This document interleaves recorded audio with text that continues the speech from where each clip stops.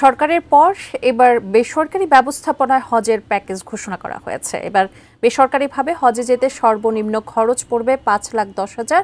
এটি সহ ৩টি প্যাকেজ নির্ধারণ করা হয়েছে। এবার গত বছরের চেয়ে হজের খরচ বাড়লেও কুরবানি ও খাবার খরচ যোগ করা হয়েছে।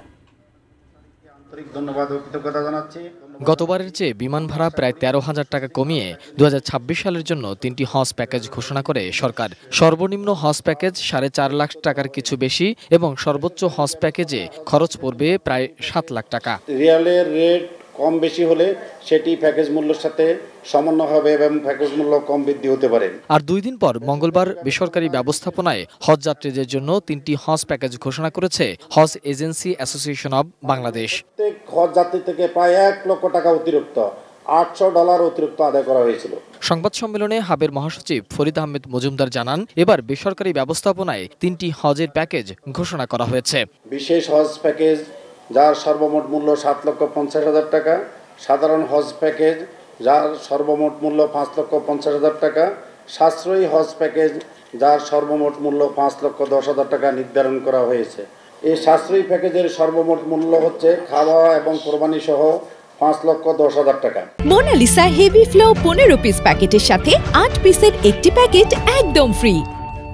তিনি বলেন, এবছর ১,২৭,১৯৮ জন হজযাত্রী বাংলাদেশ থেকে হজ পালন করতে পারবেন। আর ১২ অক্টোবর পর্যন্ত চলবে হজের নিবন্ধন। হজ ব্যবস্থাপনার তথ্য প্রযুক্তি সহায়তায় হজ যাত্রীর যাবতীয় তথ্য সংরক্ষণ, সরবরাহ, নিবন্ধন, ইন্টারনেটের মাধ্যমে সংবাদ আদান প্রদানের ব্যবস্থা করা হবে।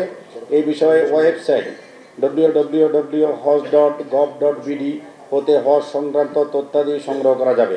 বিগত বছরের মতো হজযাত্রীরা ভোগান্তির শিকার হবে না বলে আশ্বস্ত করেন হাবের সভাপতি সৈয়দ গোলাম সরোয়ার। তিনি বলেন, এবার কাউকে হজে না যেতে পেরে বিমানবন্দরে বসে কাঁদতে হবে না। ২০২৫ সালের হজে একটা লোক দেখাতে পারবেন না যে কাঁদতেছে, সবাই কিন্তু হাসতেছে। ৫৪ বছরের মধ্যে সবচেয়ে বেশি হজ হয়েছে, সবচেয়ে সুন্দর হজ হয়েছে এবং দক্ষিণ এশিয়ার ভিতরে আমরা ফার্স্ট হয়েছি। ইনশাআল্লাহ এই বছর আপনারা মনে করেন এই বছর সারা ওয়ার্ল্ডে আমরা ফার্স্ট হব ইনশাআল্লাহ। তবে অর্থ লেনদেনের ক্ষেত্রে হজ যাত্রীদের সতর্ক থাকার পরামর্শ দেন হাব সভাপতি। ভাড়া $100 আরো কমতে পারে। মোহাম্মদ সোহাগ বিশ্বাস, এটিএন নিউজ, ঢাকা।